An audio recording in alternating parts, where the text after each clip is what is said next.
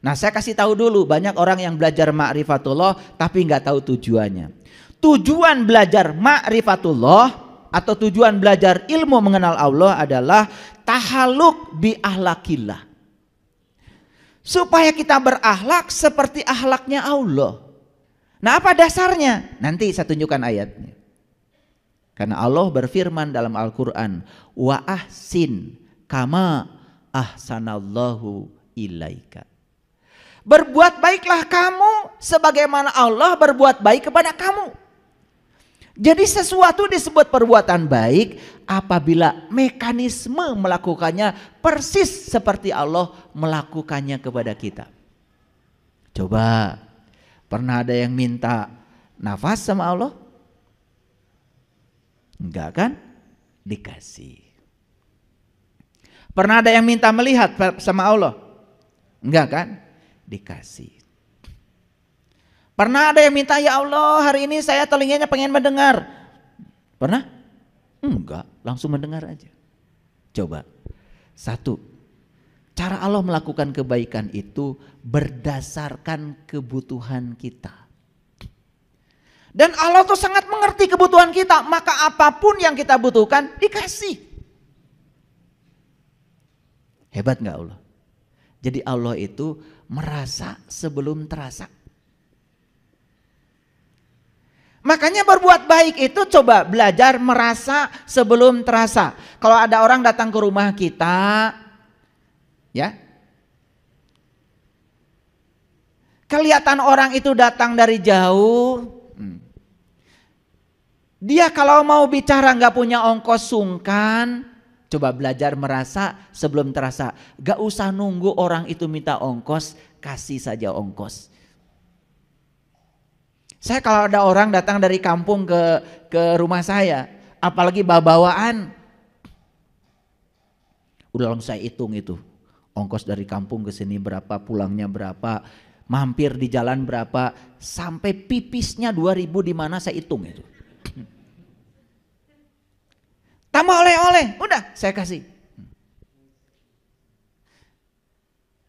Nah, Allah itu memberi kepada kita tuh begitu.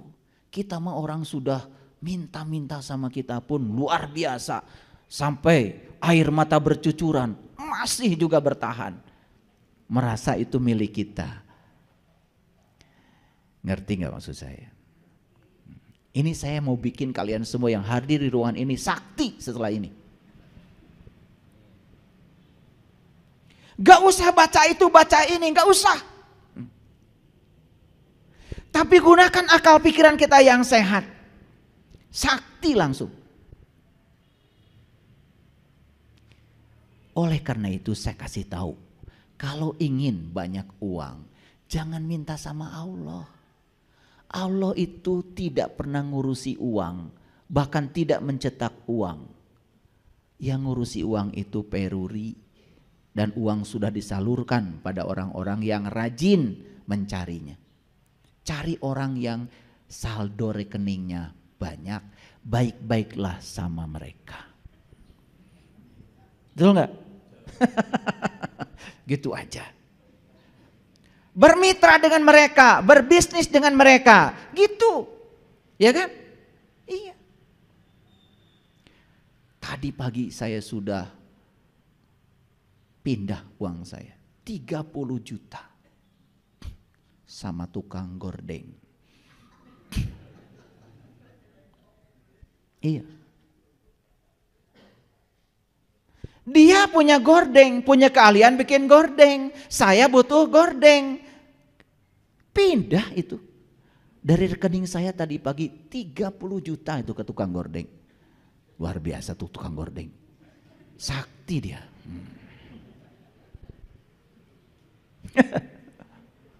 Itu namanya kesaktian tuh begitu, ya.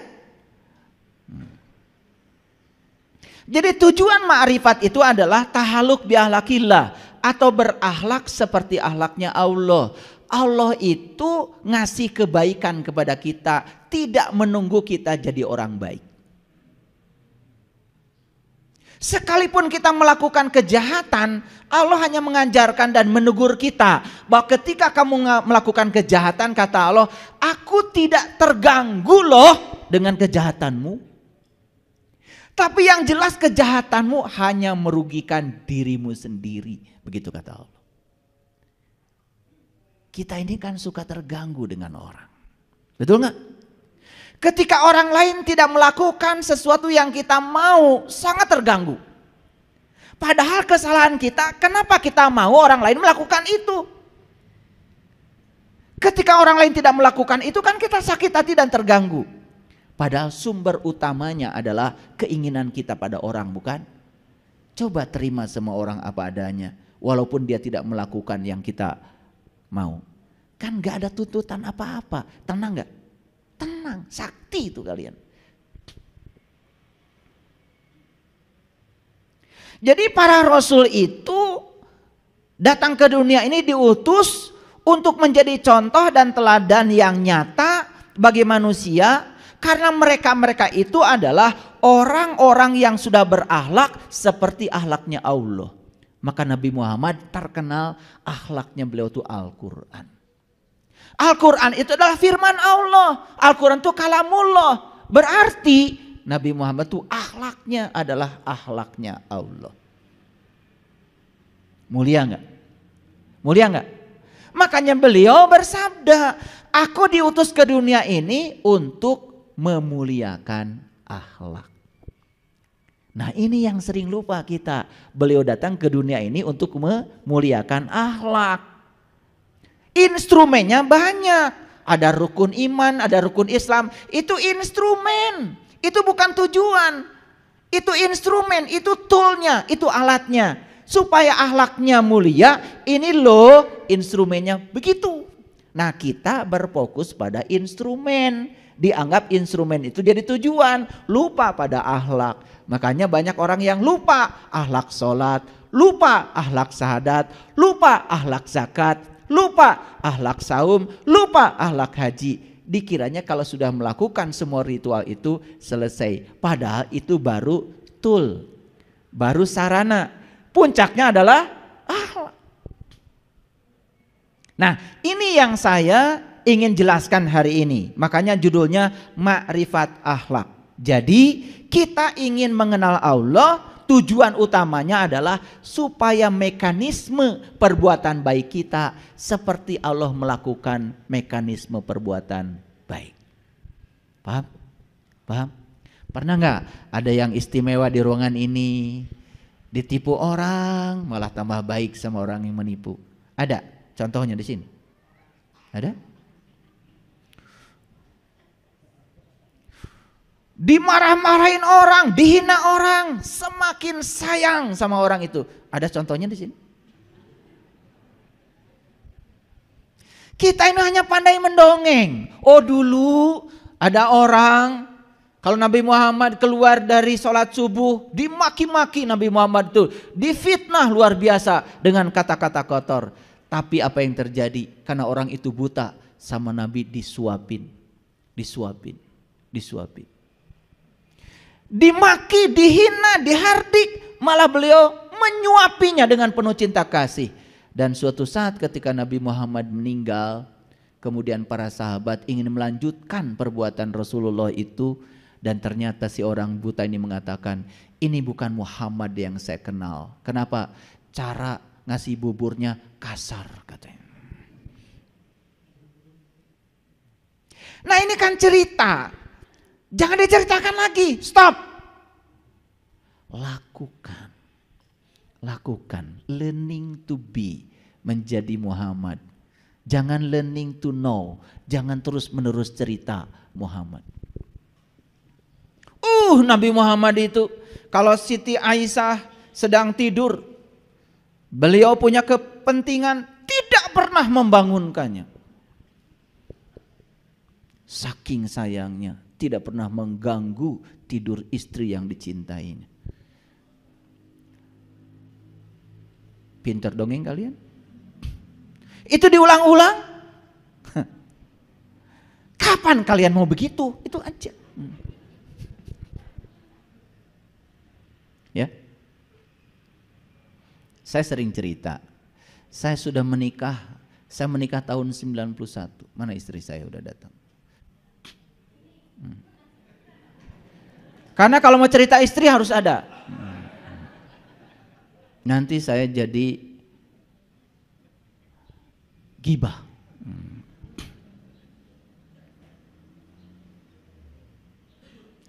Saya tidak pernah menyuruh sama istri saya. Saya mau pergi keluar kota, saya bereskan sendiri. Kan tangan saya sehat.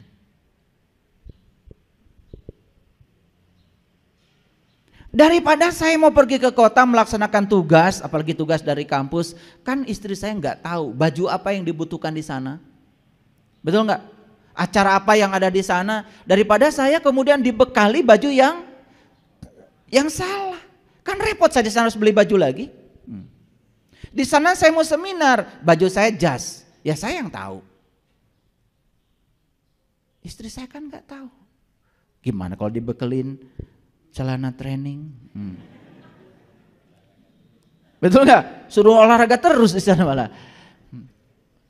Tetapi kalau istri saya mau menolong saya, berarti dia sebetulnya ingin berbuat baik untuk dirinya sendiri.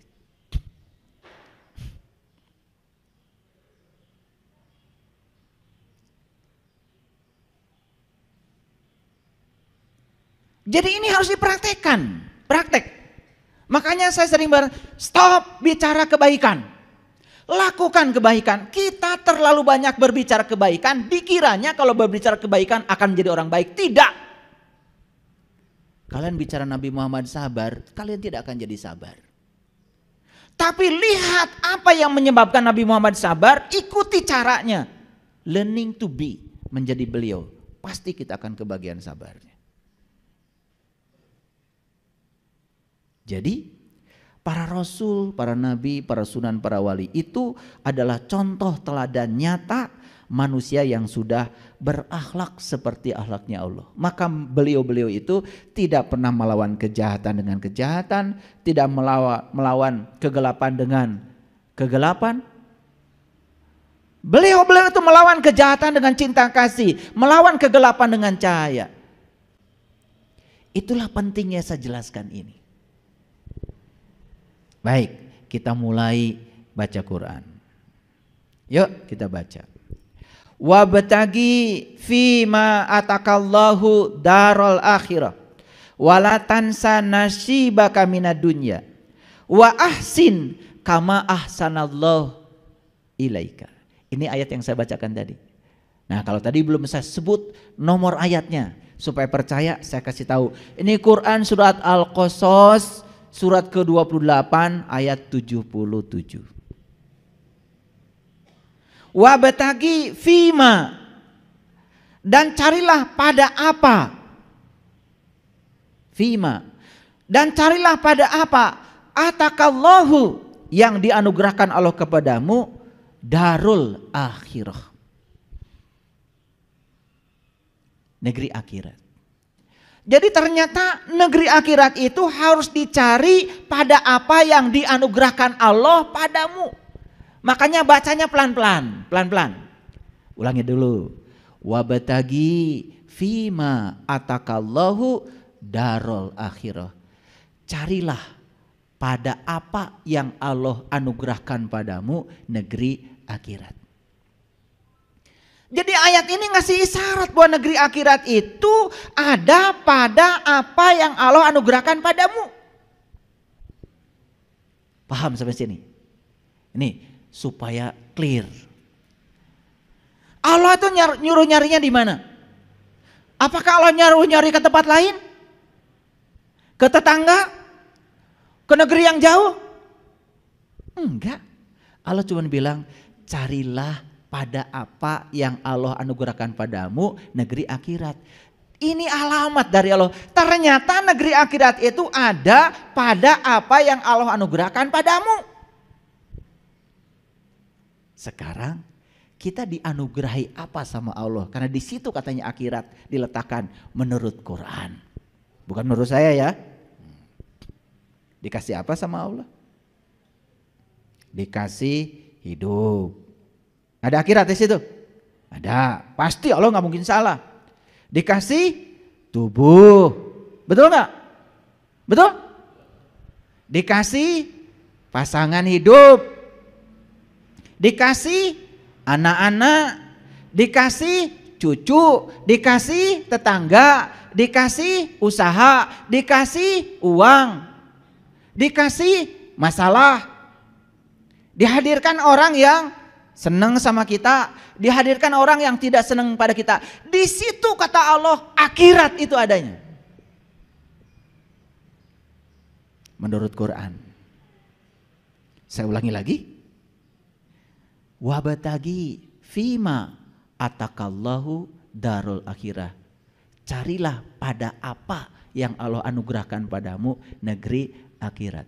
Kalau begitu, di penderitaan yang sedang kita lalui ada akhirat. Di kebahagiaan yang sedang kita jalani ada akhirat. Di tubuh yang sehat ini ada akhirat. Di tubuh yang sakit ada akhirat. Sekarang, yuk kita sadari apa yang Allah anugerahkan pada kita hari ini. Di situ akhirat adanya. Jadi kalau ingin mendapatkan akhirat sederhana. Terima semua apa yang Allah anugerahkan padamu. Tangkap pesan yang dibalik.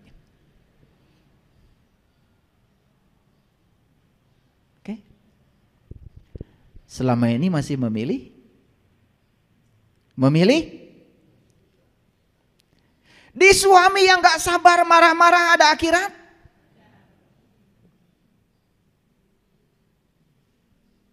Tidak suka suami begitu? Berarti gak akan bisa pulang ke akhirat. Kalau belum bisa menerima dia apa adanya. Karena akhirat ada di situ. Jadi akhirat itu bahasa Arab artinya adalah titik akhir, terminal terakhir. Yuk, jawab pertanyaan saya. Kita berasal dari siapa? Kita berasal dari mana? Kita berasal dari Allah. Berarti terminal awal kita siapa? Allah. Ulangi, belum kompak. Kita semua berasal dari mana? Berarti terminal awal kita siapa? Allah. Kita semua akan pulang kemana? Berarti terminal akhir kita Allah. Jadi terminal awal Allah, terminal akhir Allah. Kalau begitu akhirat itu terminal terakhir. Kalau begitu terminal terakhir kita siapa? Allah. Bukan surga, bukan neraka. Kan innalillah wa inna ilaihi rajiun. Asal dari Allah, kembali ke Allah. Nah, menisara ribuk teuing nguruskeun surga. Kan kita asal dari Allah, kembalinya ke Allah. Berarti terminal terakhir kita Allah. Jadi sebetulnya secara hakikat, akhirat itu hakikatnya adalah Allah. Pertanyaan saya, adakah di semesta ini satu peristiwa pun terjadi tanpa kehadirannya? Gak ada. Jadi kalau semua peristiwa itu hadir di semesta tanpa, tidak mungkin tanpa kehadirannya. Kan tugas kita cuma satu, jangan terjebak benar salah, baik buruk. Karena benar salah, baik buruk itu dari pikiran kita. Pikiran saat menilai tergantung seberapa luas pengetahuan kita, seberapa sadar kesadaran kita. Sehingga kata si A ini benar, kata si B ini salah. Benar salah itu relatif. Tetapi semua peristiwa yang sudah terjadi sebagai realitas itu adalah kebenaran. Jadi kalau kita sadar semua realitas adalah kebenaran, tugas kita cuma satu. Ya Allah, ajarkan kepadaku pesan apa yang hendak Engkau sampaikan lewat peristiwa ini. Baik yang disukai maupun yang tidak disukai. Kita akan bisa menangkap pesannya. Keren gak? Kalau gitu ketemu gak akhirat di situ? Ketemu Allah gak di situ? Jadi pertemuan dengan Allah itu dimensinya sangat luas. Allah yang tak terbatas bukanlah suatu titik. Jadi kalau ada orang mengatakan saya sudah sampai kepada Allah, itu kesombongan saja. Oleh karena itu siapapun orangnya, semua sedang OTW. Oh, tunggu one way.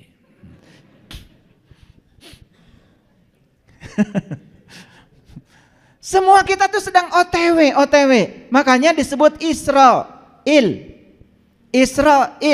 Orang yang sedang berjalan menuju Allah. Dan semua kita sedang berjalan menuju Allah. Emang menuju mana?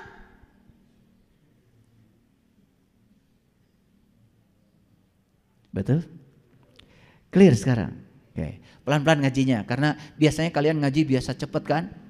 Ayat ini sudah dibaca berulang-ulang, saya yakin itu. Saking cepatnya kalian baca sampai kalian gak ngerti isinya apa. Kalian tuh kalau baca emang gak ada remnya, cepet sekali. Langsung tamat, alhamdulillah gitu.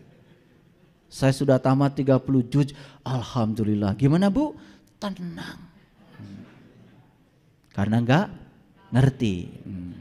Kalau ngerti pasti gak tenang, betul gak? Coba, kalau ngerti sedikit aja, carilah pada apa yang Allah anugerahkan padamu negeri akhirat. Stop sampai di sini. Apa yang dianugerahkan pada saya? Allah anugerahkan penglihatan, pendengaran, tubuh dengan segala kuasanya. Berarti akhirat ada di sana. Allah anugerahkan segala peristiwa, orang yang menyenangi, orang yang tidak menyenangi, berarti ada di sana. Coba, dengan dibuka seperti kita membuka lapisan bawang. Ketemu, oh ternyata di semua yang Allah anugerahkan padaku, di sini ternyata akhirat. Kalau saya ingin mendapatkan akhirat, berarti saya harus menerima semua yang Allah anugerahkan pada saya apa adanya. Clear, selesai. Cerdas? Nah, agak cerdas sedikit lah. Nah, jadi dengan sudah minum air wortel kan? Wala tansa nasibaka minad dunya. Janganlah kau lupakan nasibmu di dunia ini. Ini peringatan dari Allah. Karena banyak orang yang melupakan nasibnya di dunia gara-gara terfokus pada akhirat. Dan akhirat itu adalah negeri yang nanti. Padahal kita tahu akhirat itu terminal terakhir. Terminal terakhir kita apa tadi? Allah. Jadi kembali kepada Allah itu kapan? Apakah sekarang di kehidupan sekarang atau nunggu mati dulu? Kapan? Sekarang. Yuk kita sekarang sadar, oh saya ini adalah makhluk cahaya yang ditiupkan Allah ke dalam diri saya. Berarti saya sekarang harus mencahayakan semesta. Oh saya datang ke dunia ini karena cinta kasih Allah. Berarti tugas saya di semesta ini adalah menyayangi, mencintai. Tidak boleh ada kebencian lagi. Oh saya datang ke dunia ini karena diutus oleh Allah untuk menjadi kepanjangan tangan Allah. Maka tugas saya di dunia adalah menjadi kepanjangan tangan Allah. Menyampaikan cinta kasih Allah. Keren gak kalau gitu? Selamat gak hari ini? Kalau hari ini selamat, besok selamat? Lusa selamat? Ya sudah, nanti juga pasti selamat. Nah kita tuh melupakan hari ini karena berfokus ke sana. Sampai kita melupakan nasib kita di dunia. Ini ayatnya Bung ya. Disuruh mencari negeri akhirat pada apa yang Allah anugerahkan padamu. Kan yang Allah anugerahkan padamu adanya di sini di dunia. Makanya dipertegas dengan ayat yang kedua. Wala tansa nasibaka minad dunya. Jangan pernah kau lupakan nasibmu di dunia ini. Jadi kalau kita lahir ke dunia miskin, jelas yang salah orang tua kita. Tapi kalau kita mati miskin, yang salah ya Anda. Tidak bisa mencari akhirat di tempat yang di apa-apa yang Allah anugerahkan padamu.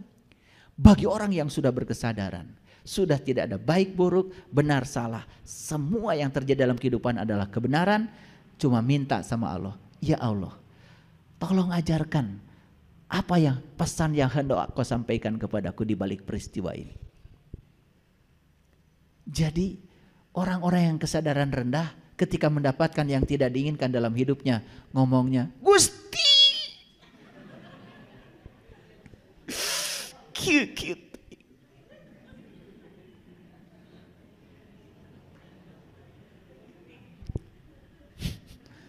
Kari tuai maraneh mah. Ya dijawab sama Allah. Aku sudah anugerahkan penglihatan, pendengaran, napas. Aku sudah anugerahkan tubuh yang sempurna. Kenapa orang lain bisa, kamu tidak bisa? Kenapa orang lain nasibnya bagus-bagus saja, kamu begitu? Aku menyediakan rezeki yang sama buat semua orang. Aku menyediakan ilmu yang sama buat semua orang. Aku menyediakan kebahagiaan yang sama buat semua orang.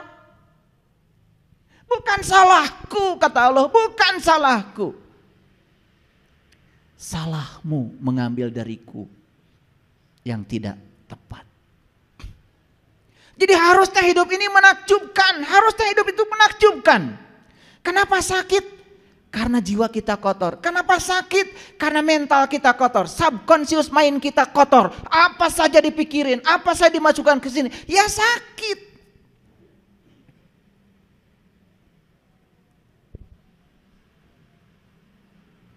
Ngerti ini saya ngomong dari tadi? Sudah dikeraskan suara saya. Saya gaya saya memang begini, nggak bisa itu. Kalau dari dorongan dari dalam harus bicara tegas, ya saya ngomongnya tegas. Karena itu udah bukan maunya saya. Syaratnya apa kata Allah? Wa ahsin kama ahsanallahu, berbuatlah kamu sebagaimana Allah berbuat baik kepada kamu. Lihat cara Allah berbuat baik kepada kita. Lihat. Tanpa keinginan, tanpa muatan, tidak bergantung baik buruknya kita. Tetap saja Dia menemani kita, berada bersama kita dimanapun kita berada. Seperti itu Allah. Makanya Allah itu ya seperti itu. Nah, kenapa Allah seperti itu? Karena Dia Maha.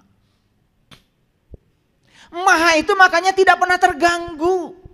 Jadi kalau ada orang mengatakan, awas ya, kamu jangan berbuat durhaka kepada Allah, karena nanti kamu diazab sama Allah. Tersinggungan dong Allah.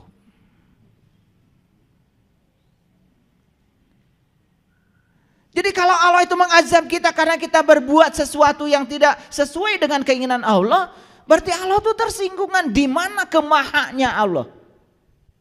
Awas, memahaminya tipis, tetapi kita bisa celaka. Karena Dia maha, maka kemahanya itu maha perkasa, maha kuasa, maha suci, maha rahman, maha pengasih, maha penyayang.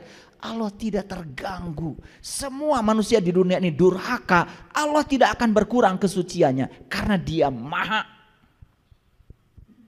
Jadi ketika kita menyimpang dari jalan Allah, kita akan diajarkan, ini loh akibat kau menyimpang dari jalan Allah, jiwamu tersiksa, pikiranmu merana. Betul nggak? Dengan tetangga konflik, dengan istri konflik, dengan anak konflik, ya, penyakit banyak, duit gak punya, itu loh akibatnya, gitu kata Allah. Jadi Allah tuh cuma mengajarkan, kalau kamu memilih ini loh akibatnya. Kalau kamu memilih ini loh. Allah itu tidak pernah dendam, hanya mengajarkan kepada kita supaya tambah baik, itu saja. Nih, saya sering demonstrasikan garam 1 sendok masukkan ke air 1 gelas asin. Garam 1 sendok masukkan pada air 1 ember, sudah tidak terlalu asin. Sama 1 sendok, garam 1 sendok masukkan ke kolam renang, ubah terus, gak asin. Garam 1 sendok masukkan ke danau, sama sekali gak asin. Danau itu masih terbatas, tapi garam 1 sendok tidak terasa oleh danau karena luasnya. Apalagi Dia maha tak terbatas, maha luas, tidak terganggu. Jadi semua di semesta ini hanya Dia sedang mengajarkan hukum sebab akibat. Ciptakan sebab yang baik, akibatnya baik. Ciptakan sebab yang buruk, akibatnya buruk. Jadi Allah tidak pernah menghukum hamba yang dicintainya, hanya mengingatkan kita supaya tambah baik. Itulah welas asihnya Allah. Itulah pentingnya kita makrifat kepada Allah supaya akhlak kita benar. Apa itu akhlak? Akhlak adalah kenyamanan dalam kontradiksi. Apa? Kalau kita nyaman dalam situasi yang kalian inginkan kan gak usah ditanyakan lagi. Tapi tetap nyaman walaupun dalam kontradiksi, itu tanda akhlaknya sudah mulia. Makanya Allah nyaman saja walaupun di semesta banyak kontradiksi. Karena semua kontradiksi yang diciptakan oleh manusia akan kembali kepada manusia itu sendiri, tidak kepada Allah. Clear? Ini ngaji tauhid ya, hati-hati. Setiap kata-kata saya renungkan, ya, camkan.